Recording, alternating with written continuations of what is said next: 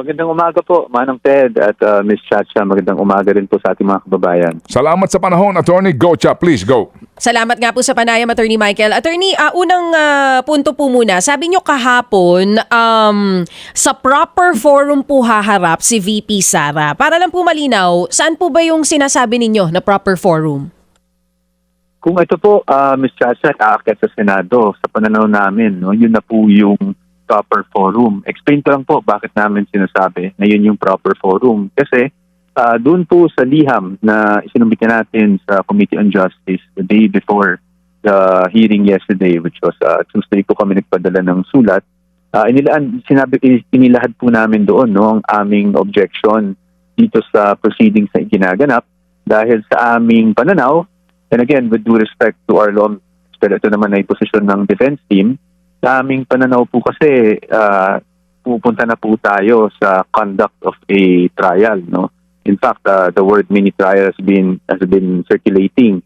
At yung mini trial po sa amin, malinaw naman sa saligang batas natin na pagdating sa initiation of impeachment proceedings, yan po ay kapangyarihan ng ang House of Representatives. Pero pagdating po sa trial or pagtatry ng mga impeachment cases, yan po ay sa Senado na. That's why ang posisyon namin ay this is already exceeding the jurisdiction of the House of Representatives at dapat po kung talagang magkakaroon man ng ganitong semblance of a trial, talagang dapat sa Senado na po ito ganapin. Oo. Attorney Michael, sumagot po dyan no, ang mga members ng committee. Ang sinasabi po nila, clarificatory hearing pa lang naman daw po ito to determine the probable cause. Gusto ko pong malaman, sa tingin po ninyo, sa ginagawa ngayon ng Kamara, saan po ba sila lumampas sa kanilang mandato? Because according to them, it's just a clarificatory hearing.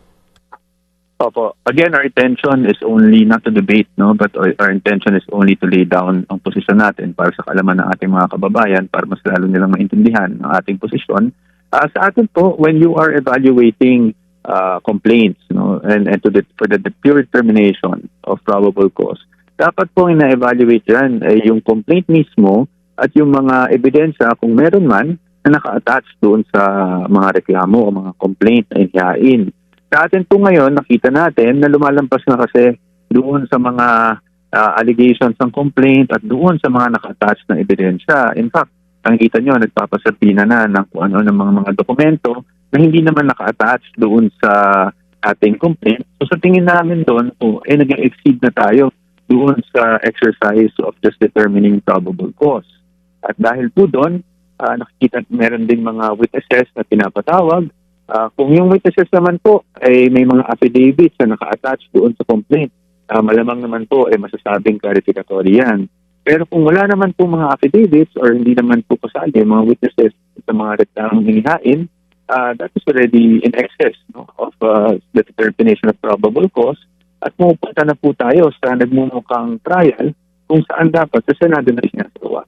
Ang tanong po ni Chacha kanina ay yung inyong pagdulog para questionin po itong nangyayari ngayon na proceedings sa Kamara de Representante. I'm sure ang tanong ni Chacha ay pagdulog sa kataas-taasang hukuman. Opo, that possibility is always there po. No? It's a very real possibility. Although hindi ko pa po masabi kung talagang yan ang gagawin namin.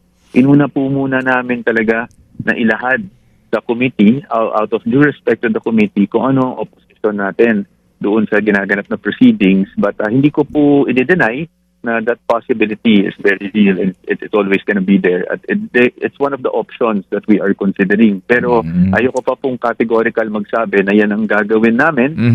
Once meron na kaming desisyon on that, that's something na pwede po natin pag-usapan. But how soon will you make the decision, Attorney, considering the fact that number one, you claim dito po sa inyo pong sagot dito po sa mga complaints na ito is that dapat ang panuntunan natin evidence muna bago ang hearing, Kumbaga po, kumbaga dapat dito is yung paghahanap sa ebidensya dapat nauuna yan para doon sa pagsagot ng inaakusahan. Hindi yung sagot muna kayo tapos tsaka namin hahanapin yung ebidensya. In this case po, may subpina na para po sa records mismo ni VP Sara, opo, doon sa kanila pong, I think, tax records, pati mga negosyo nung kanyang mister, etc. etc. Sir, Opo. ito ho, medyo ano yan, sir, ha? Subpina yan, at yan po ay lawful order supposed to be po ng Committee on Justice. At obligado dito yung sinumpinahan na sumagot. And then, kung yan po sorry po, kung yan assuming lang ay discriminatory sa inyong kliyente, malalagay kayo sa matinding defensive position, attorney. Opo, tama po kayo. Yun po ang hirap doon, no? Kung meron mang incriminating, and I'm not saying meron, dahil may tiwala naman kami na naaayon naman yung kanilang mga tax filings. Pero kung meron man, yun nga ang magiging problema, no? Hindi tayo makaresponde ng tama. And that is why definitely hindi ko po i-deny that that's a possibility. How soon? I cannot say at the moment, but pinag-uusapan naman po ng defense team ang lahat ng possible remedies available. Ito po ay, of course, amin ding hihingan ng clearance mula sa ating Vice Presidente mismo. And once there's any indication na yan talaga ang move namin, we will also not deny it po and we will tell it to you straight. Sa ngayon lang po, tinitingnan din namin yung developments. Alam na natin, nagkaroon na ng mga subpoena. Kahit nga po ako ay nabanggit nyo, ay sinubpoena. So itong mga bagay na to ay kinukonsider natin dito kung talagang maghahain na tayo ng any petition before the Supreme Court. Kailangan lang po kasi kung maghain tayo, gusto nating klaruhin na ito ay hindi sa ayaw sumagot ng ating Vice Presidente. In fact, ang ating Vice Presidente last year pa gusto nang mag-trial, no? So, dahil gusto niyang sagutin ng mga alegasyon laban sa kanya. Pero sa atin, tinitingnan muna natin kasi kung magpa-file tayo ng kaso, siyempre sa Supreme Court, gusto naman natin talagang matibay yung ating magiging batayan at talagang mapapakita natin na medyo hindi na po patas ang labanan dito pagdating sa mga aligasyon laban sa Vice Presidente. Oo, kumbaga, yung I'm sorry, incriminating yung makukuha nilang mga informasyon. Attorney, parang kasi po ang next hearing ay sa April 14 na, no? April 14 na. Ano yan, attorney? Wait and see muna kayo kung gaano kabigat yung makukuha nitong subpinang ito sa posible po. Hindi Kasi pa. wala akong narinig na bank records. Tama, di po ba? Ang sinasabi lang po ay tax record. Tax record at SALN, I think po, kung di ako nagkakamali. Kasama rin. Yung SALN ho naman, actually, hindi naman ganong kalaking issue yan.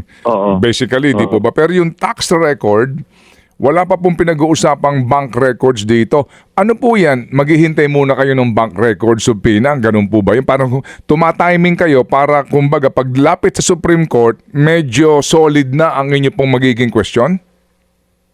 Sa amin po, hindi lang po timing, no? Tinitingnan din natin kung kasi magkaka-Holy Week break din po tayo, hindi ba?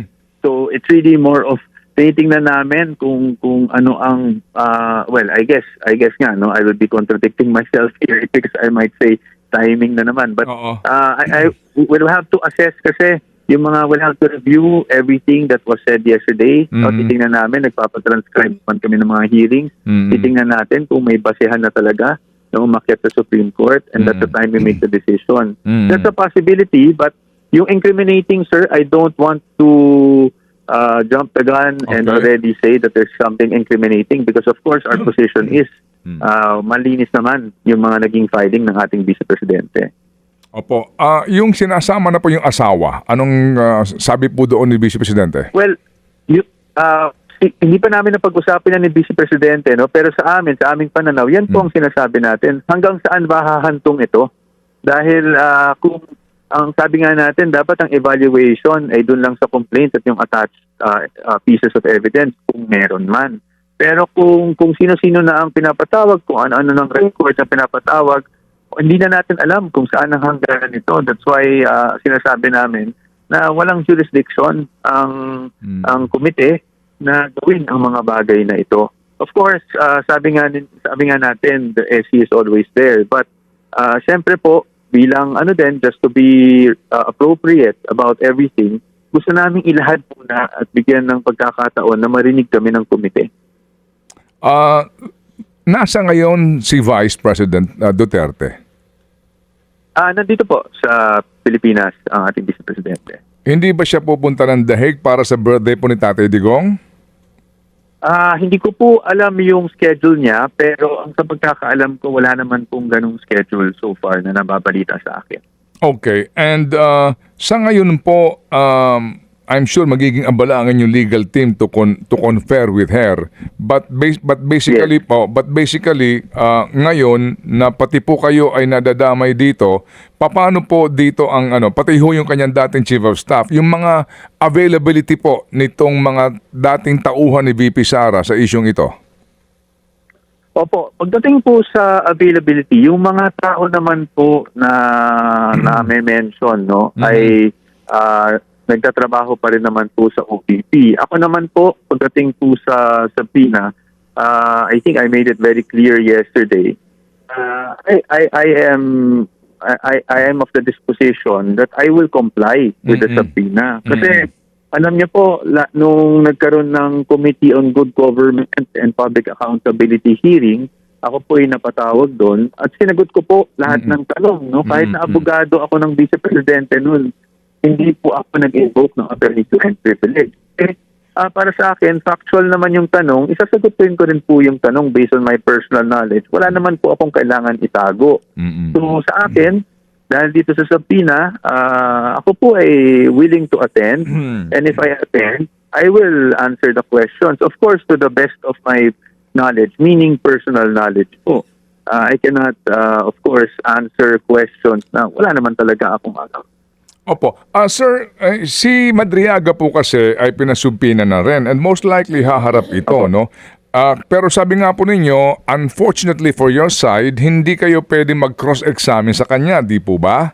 Yun po sinasabi sa ground rules kahapon. Pero, pwede po daw idaan sa committee chairman kung may mga katanungan sa kanya.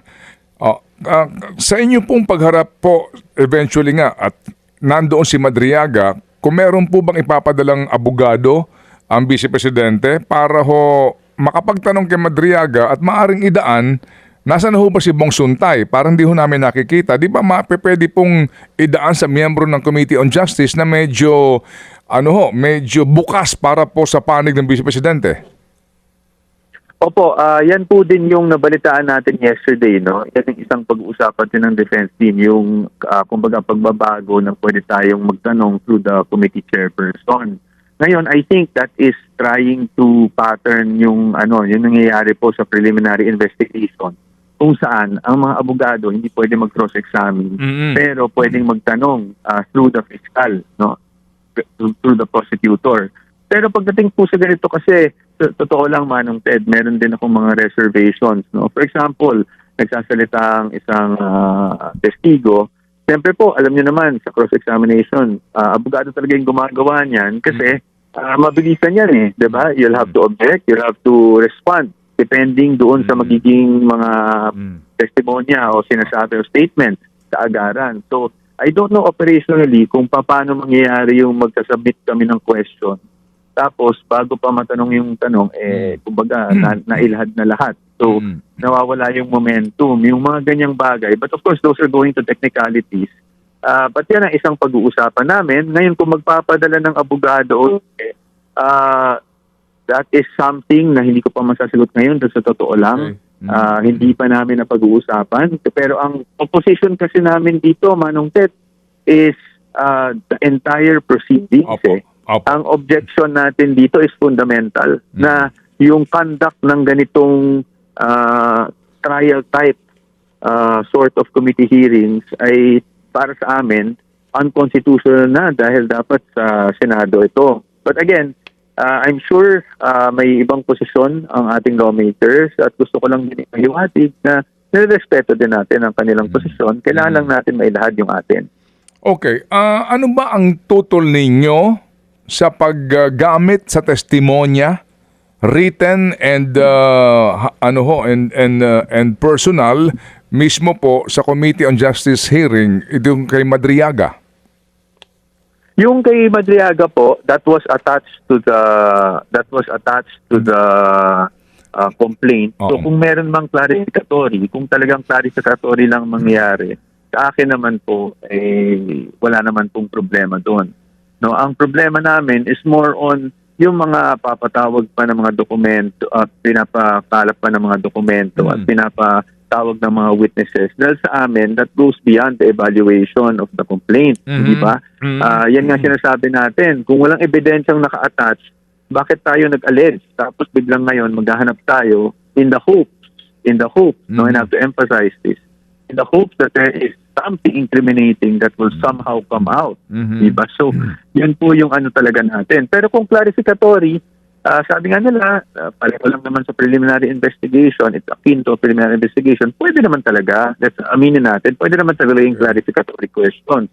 Pero kung ito po ay gagamitin para lang talagang magtatawag ng iba't ibang testigo para sirain ang ating Vice Presidente, na walang kalaban-laban pagdating dito sa ganitong proceedings. Sabi namin, ito venturing into trial na. At kung trial na, hindi talaga pwede sa House yan. Okay.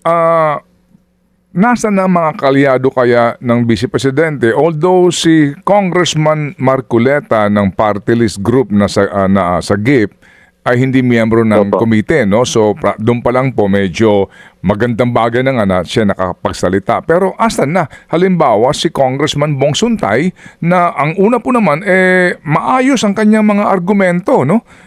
Pero ngayon po hindi siya nakikita sa pagdinig na maaari maging kahit papaano maging panig po, no? Mapakinggan ng panig ni Vice Presidente. Opo, Manong Ted, yung kay Congressman Suntay, I don't want to be unfair to him. Hindi ko kasi po siya nakakausap, no? So, hindi ko po talaga alam kung anong nangyari. And to be honest, kaming mga abogado, we don't want to rely na yung mga kaalyado or things like that. That's why kinu-question na namin yung proseso. Kasi kung at least nasa trial tayo, hindi tayo maasa sa mga kaalyado, no? Talagang tayo mismo ang pwedeng mag-rebut at pwedeng mag-present ng confront sa mga witnesses and to show na walang katotohanan yung mga statements na binibigay through cross-examination. Pero yun nga po Manong Ted, ang hirap sagutin ng tanong nyo dahil kami naman po kahit kailan si Vice Presidente wala pong naging utos sa amin to even coordinate sa mga aliado. Dahil ang sa kanya lang talaga, nasabi nga niya nung isang interview niya na allergic siya sa mga politiko, no? So sa atin po talaga dinadaan na lang niya talaga sa legal.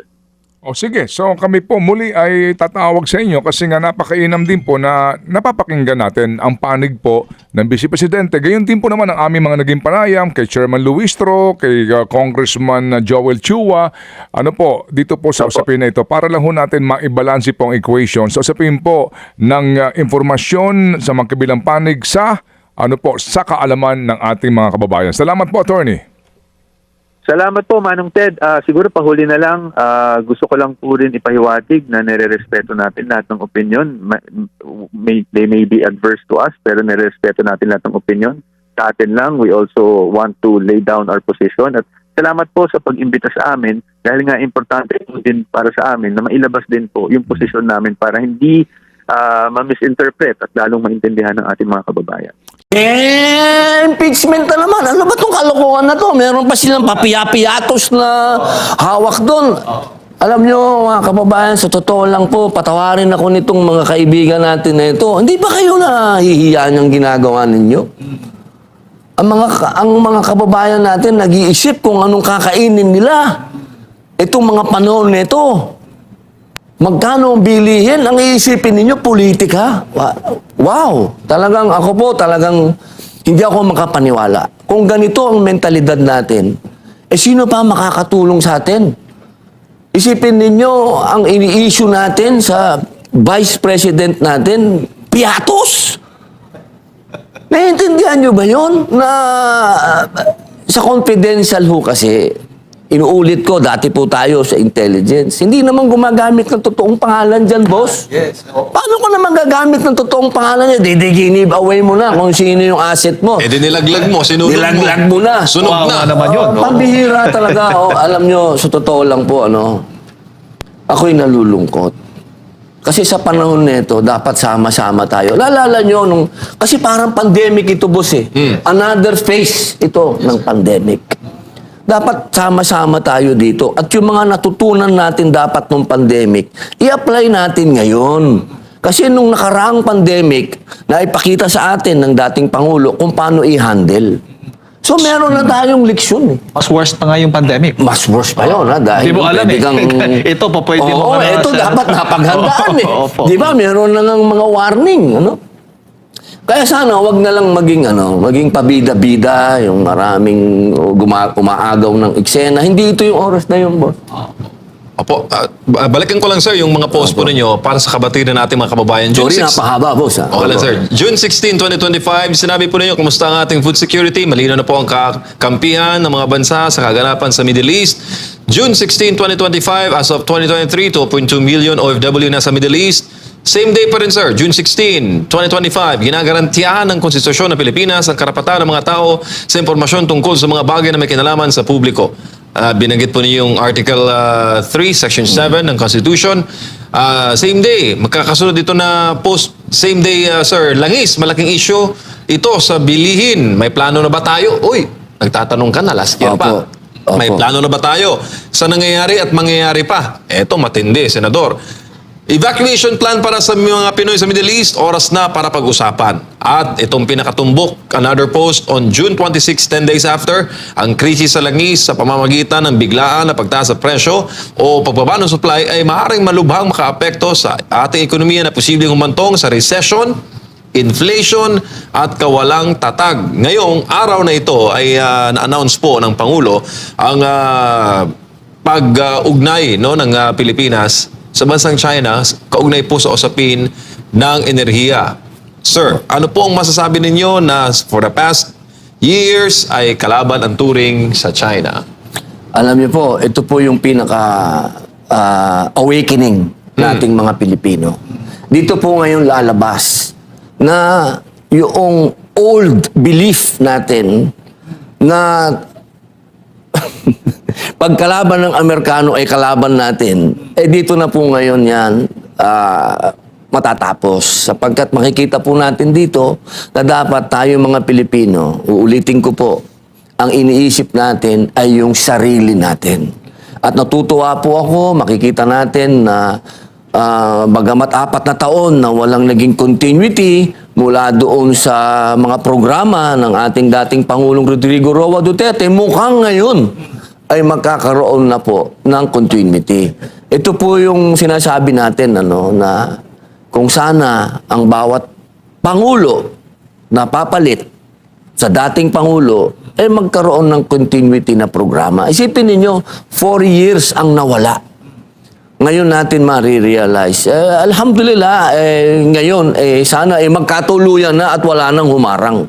At hindi ko naman po sinasabi na maging anti-American tayo. Never. Ako po, kahit ako ay tinitingnan yung ganito, I love liberty, I love freedom, I love America. Pero, of course, laging nasa puso natin ang unahin ng Pilipinas. Pro-Philippines, sir. Dapat lagi tayong taong bayan natin ang uunahin natin. Interest natin ang uunahin natin. Dahil nandito tayo sa Pilipinas. O malinaw, nandito tayo. At itong gagawin ng ating Pangulo na Bongbong Marcos, kapag ito ay ginawa niya, magiging legacy niya to. Babaunin niya na ito. Kasi ibig sabihin, makakaroon na tayo ng sarili nating langis, mga mahal kong kababayan, kapag yan nagkaroon po tayo. At sinundan niya pa ng pakikipag-usap sa Sabah. Naku po, magiging maayos na po tayo in a way na hindi na tayo maapektuhan ng mga ganitong, alam nyo kasi, tayo po'y biktima ng batas eh. Itong nangyayari po sa atin, ito kasi yung deregulation ng oil deregulation noong 1998. Ito po yung batas na ito na yung mga oligarko ng langis, sila na po ang nagdi-dictate ng presyo ng langis. Isipin ninyo, tumaas ang langis ng ganyang kataas na 100% na yata, from 50 to 110, parang ganyan na yata, 112. Masasyak ka talaga anong nangyari, parang asan ang gobyerno? wala po tayong magagawa dahil yan ang batas. Kaya ngayon po, meron po tayong mga hakbang dyan sa Senado na yung batas po na yan, kung hindi ma-emendahan, ay ma-repeal yan. Hindi po tayo papayag na ganito ang gagawin sa atin para tayo mga alipin nitong mga oligarko ng langis. At saka, Senator, yung gusto ding suspendihin yung excise tax, kayo pumapabor din ho ba noon? Opo, tayo po co-author din po niyan. Pero ang masasabi ko lang po, makakatulong po ito. Definitely. Makakatulong po yan. Lahat po yan. Pati po yung VAT. Gusto din namin tanggalin yan. Medyo kumokontra pa ang administrasyon. Pero dapat tanggalin din muna yan. Suspindihin muna. Pero lahat po yan may maitutulong. Totoo. Pero maliit. Maliit lang po yan. Ilang percent lang po yan. Opo. Ang gusto natin, yung hindi band-aid solution. Kasi ang tawag ko dyan, band-aid. Sususpindi mo, ibabalik mo. Kailangan natin ng tunay na solusyon. At ang tunay na solusyon, uulitin ko po, makapagnegosyo tayo kasama ang mga bansang inisip natin noon ay baka kalaban natin. Ha? Nabura na yan sa panahon ni Digong, pero bumalik. Pero ngayon, ano ba? Andyan. Sino bang handang tumulong sa atin ngayon? China, Russia. Yan po yung mga bansa na nandyan. Sana makagawa po tayo ngayon ng batas na gustong-gusto natin na ipatawag sana kami ng Pangulo. Kasi yan naman po ang nasa Article 6, Section 12 yata o 14 na anytime pwede niyang i-convene ang Kongreso, no, para siguro kailangan na po namin amendahan talaga ang konstitusyon. Kasi kailangan po natin ibahin na yung mga provision ng economic provision ng ating konstitusyon para malaya na pong makapasok yung mga foreign investor. Kasi po, tatandaan po nyo, nagkaroon ng Supreme Court decision na pinagbawalan po yung oil exploration natin with China. So medyo madami na namang kukontra dyan. Opo. Dami na namang lilitaw. Kaya sana po, tunay na to. Ako number 1 ako na humihiling sa taong bayan na nasa inyong mga kamay na po ito. Na sana kayo na po ang humiling sa ating Pangulo na amendahan natin ng economic provision, ng konstitusyon para malaya na po tayong makapagmuskito. Ibig sabihin makapagbutas po sa mga lugar na alam nating may langis at gas.